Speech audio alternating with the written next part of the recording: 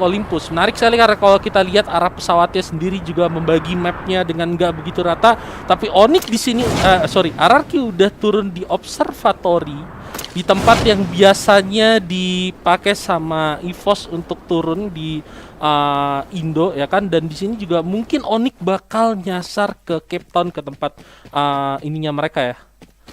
Atau enggak? Karena lu lihat ternyata Onyx sendiri nunggu banget di ujung pesawat. Dan kalau kita lihat dari RRQ sendiri, ini membuktikan bahwa RRQ adalah tim yang memiliki adaptasi cukup tinggi.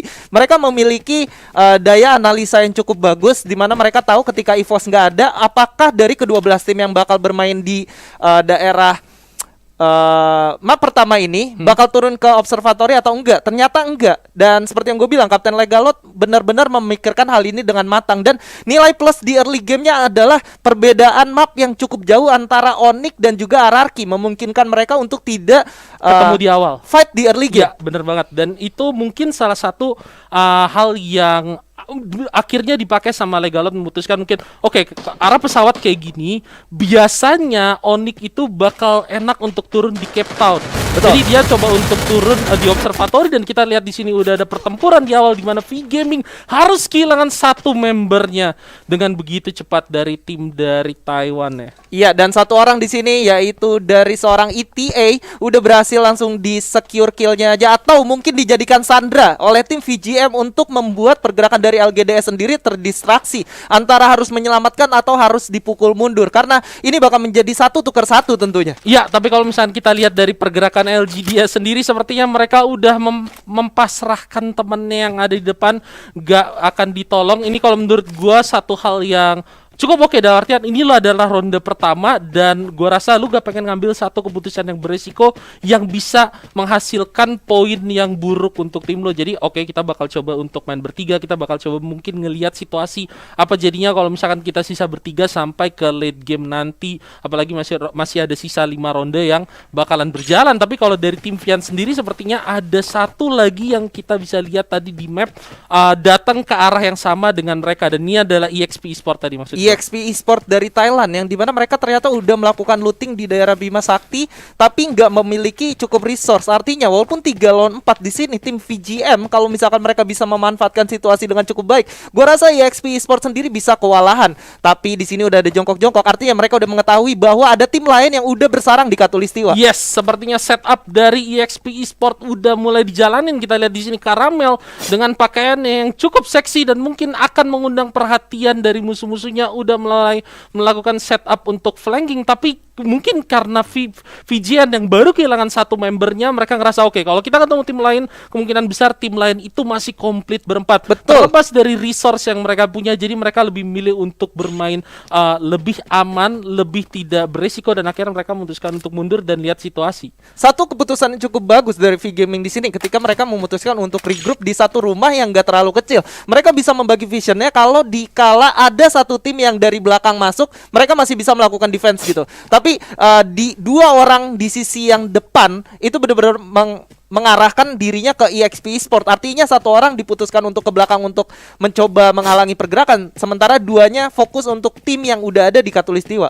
Yes, tapi kalau misalkan kita lihat dari zonanya sendiri, sepertinya tidak menguntungkan oleh tim VGN. Dan seperti yang lu bilang, mereka defense di dalam rumah kecil langsung ngebagi vision, karena mereka berpikir dari belakang kemungkinan bakal ada tim lain, dan tim itu adalah RRQ yang baru dari observatory dengan rotasi ke arah graveyard dan bakal masuk ke Katulistiwa. Yes, bener banget. Kalau kita ngelihat dari pergerakan RRQ sendiri, gua rasa RRQ bakal bermain cukup fleksibel ketika mereka memutuskan ternyata untuk melakukan menggunakan satu launchpad yang ada di daerah Bullseye gitu, karena ini membuktikan kalau mereka ternyata memiliki gameplay yang cukup aktif. Mereka siap untuk melakukan rotasi yang cukup serumit, gimana kita udah ngeliat mereka tadi udah dari graveyard, mereka bersarang dari observatory, dan sekarang udah di Bullseye. Artinya mereka sama sekali nggak ada kepikiran untuk takut ketemu musuh di early game. Iya, dengan kata lain kayak seolah mereka emang sengaja untuk ngisir pinggiran. Betul. Berharap untuk clash awal dengan musuh, karena menurut gua di ronde awal awal kayak banyak hal yang masih bisa lo coba, apalagi kalau misalkan lo adalah tim yang punya tingkat percaya diri yang tinggi. Betul. Dengan RRQ mungkin RRQ juga mereka cukup pede dengan early game mereka, dengan kontes mereka, jadi mendingan mereka cari poin di awal, manfaatkan hal itu, apalagi ini masih ronde pertama dan sepertinya pencarian RRQ akan mulai membuahkan hasil karena kita bakal ketemu tim LGDS di shipyard yang ada kemungkinan RRQ juga ke arah sana, dan tim atau mungkin mereka bakal main ke launchpad aja.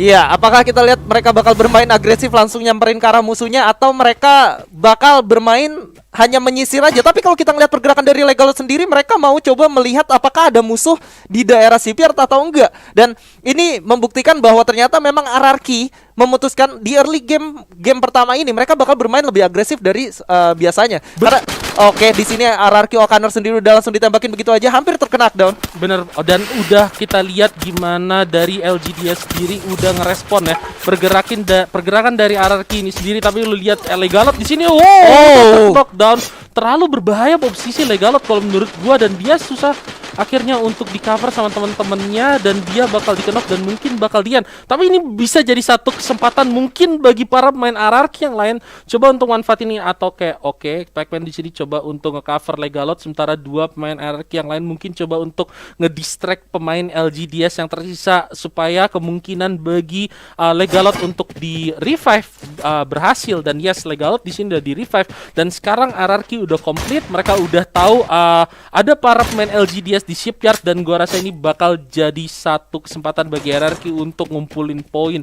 Tapi kita lihat bagaimana setup yang bakal dilakukan oleh pemain RRQ, karena kalau lu lihat perhatiin sendiri dari pemain LGDS, mereka juga harus mulai berpikir keras karena zona juga udah mulai jalan ke arah mereka. Yes, sementara advantage yang dimiliki oleh RRQ sendiri adalah mereka lengkap 4 orang, sementara LGDS hanya tersisa 3 orang. Dan kalau kita lihat 3 orang dari RRQ udah coba mulai merapat, dan dari Okaner sendiri mereka masih cukup jauh, jadi bisa melakukan satu flex yang gak bisa diduga oleh tim LGDS. Tapi kita lihat di sini Pac-Man sepertinya coba untuk cari kesempatan untuk ngebokong lawannya, sekalipun dia harus terkena zona.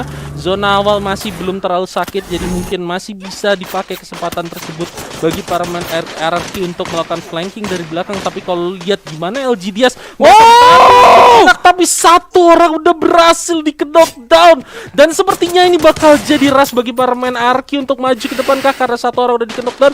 Mereka bakal manfaatin momentum ini seharusnya untuk maju dan coba ngajar para pemain LGDS yang lain. Kita lihat di sini Chanzu ya kan udah mulai bergerak, udah mulai coba nge-secure posisi dari LGDS yang kenok tadi, dan bakal di-kill begitu aja.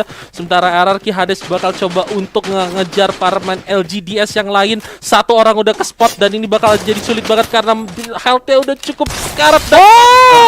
Secure kill-nya begitu aja oleh Pac-Man the Sniper. RRQ Hades dengan 3 poin eliminasi di early game bakal menjadi satu bekal moral yang cukup baik untuk mereka. Kita bisa saksikan gimana flexnya RRQ walaupun harus kehilangan Legalot di early game, terkena down, tapi masih bisa di revive sampai akhirnya. Kondisi deadlock yang dimiliki RRQ dan juga dari tim lawannya itu membuahkan hasil baik dari RRQ ketika teman-temannya bermain flex untuk menyebar formasi 3-1. Ya, dan itu yang gua demen gimana dua pemain RRQ yang tadi coba nge-backup Chanzu kalau gak salah yang lari ke arah Legalot yang kenok ya kan, dan akhirnya itu kayak ngebikin situasi di mana Legalotnya bisa di revive dan gak ada pemain RRQ yang harus hilang di dalam fight itu, dan mereka bisa ngeratain LGDS clean tanpa kehilangan satu orang pun. Yes. Walaupun harus membuang resource untuk melakukan reviving terhadap Legalot, tapi gue rasa 3 poin eliminasi di early game zona pertama. Dan kalau kita ngelihat dari segi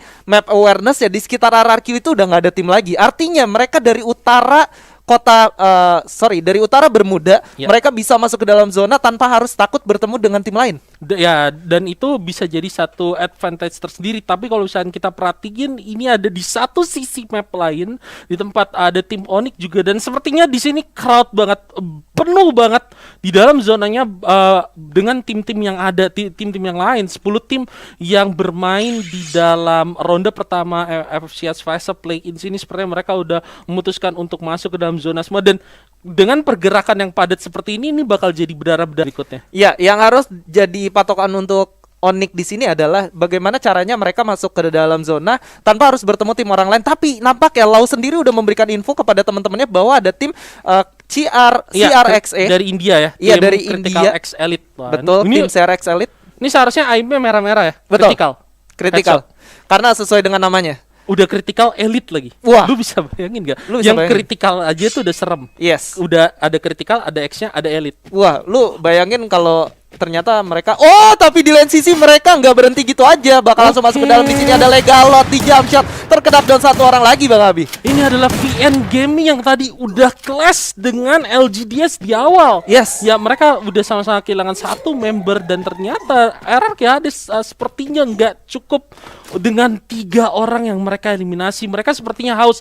Ini kalau dari pengalaman ya, dari apa yang biasa gue lihat, ini bakal terus berlanjut sih di ronde pertama nih. Biasanya tim-tim yang haus darah eksekusinya clean, mereka bakal ngelanjutin tren ini sampai ke zona akhir. Tapi kita lihat apakah RRQ bakal ngelakuin hal itu. Ditambah lagi kalau misalnya RRQ berhasil ngelakuin hal ini di dalam turnamen, gua rasa ada satu boosting mentalitas dan itu bakal berguna banget, apalagi kalau misalkan mereka bisa pertahanin hal itu sampai ke 5 ronde selanjutnya. Betul sekali. Dimana kalau kita ngeliat sendiri RRQ dengan kapten terkuat di muka bumi ada Legalot ya. Lu bisa bayangin gimana Legalot mengadaptasi gameplay yang dimiliki oleh EVOS dengan begitu cepatnya. Mereka latihan hanya beberapa minggu dari FFIM sebelumnya sampai akhirnya masuk ke sini, dan mereka bisa adaptasi itu dan melakukan finishing dengan cukup bagus sampai at least ada di mid game ini. Ya, dan kita harus ingat juga lawan dari tim RRQ yang mengadaptasi permainan EVOS ini adalah tim-tim yang berasal dari peringkat 2, peringkat 3 negara-negara lain yang mereka udah ngelaluin kompetisi seperti FFM di negara mereka masing-masing. Betul. Oh my god. Mobilnya dia bawa ke atas rumah aja langsung. Gila, Kenapa? ada mantep ya? Kenapa lu harus ke bawah kalau lu bisa naik ke atap ya? Iya, kenapa harus ada yang mudah kalau lu bisa lo yang lebih sulit gitu? Iya benar juga ya. Iya kan? RRQ Logic. RRQ Logic dan RRQ Hades. so far RRQ HD sendiri perwakilan dari Indonesia udah berhasil mendapatkan 2 poin eliminasi masing-masing dari Pacman dan Legalot. Artinya mereka udah memiliki 4 poin eliminasi dan mereka udah masuk di zona selanjutnya, memiliki bekal yang cukup. Artinya setidaknya di game 1 ini RRQ udah memiliki satu bekal yang cukup aman dibandingkan dengan Onyx yang belum mendapatkan kill sama sekali, dan mereka ada di luar zona dan cukup jauh untuk masuk ke zona lainnya. Tapi oke, kita berbicara tentang Onyx seperti yang lo udah mention, belum ada kill. Tapi sepertinya tim yang lain, sepertinya cuma ada satu tim yang punya tempo panas kayaknya di ronde pertama ini.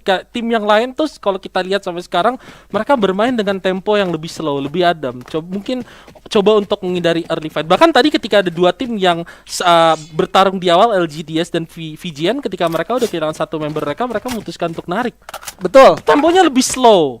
Apakah mungkin karena mereka RRQ bakal ketemu EXP? Kenapa enggak? Karena dari tadi emang sepertinya mereka mencoba untuk mencari kill ya. Kita lihat Pacman di sini di belakang ya kan, Pacman the Sniper udah mulai ngeker-ngeker dengan panci mungkin. Panci sekarang ada sementara kita itu O'Connor harus ke-knockdown. O'Connor udah ke-knockdown. Legalot bakalan seharusnya, dan 2 orang di ke-knockdown. Sepertinya ini bakal jadi disaster untuk RRQ. 3 orang tersisa Legalot. Apakah Legalot bisa bermain clutch play yang bagus? Revive bakal dijalanin, gak sempat. Legalot bakal coba untuk maju ke depan. Shotgunnya dikeluarin dan ternyata RRQ harus tereliminasi. Puas di peringkat 10 dengan 4 kill. Dan ini benar-benar di luar ekspektasi banget ya. Dan kalau lu lihat ternyata dari seorang O'Connornya aja, dia ternyata mendapatkan damage dari atas, dari tim BTS yang ngerecokin mereka ketika RRQ udah melakukan dari tim KOG. Ketika RRQ udah melakukan setup, ada grecokin dari sebelah kanan, itu membuat RRQ jadi serba salah. Mereka mau maju atau mau mundur karena di kiri udah dihantam, depan udah ada yang nunggu.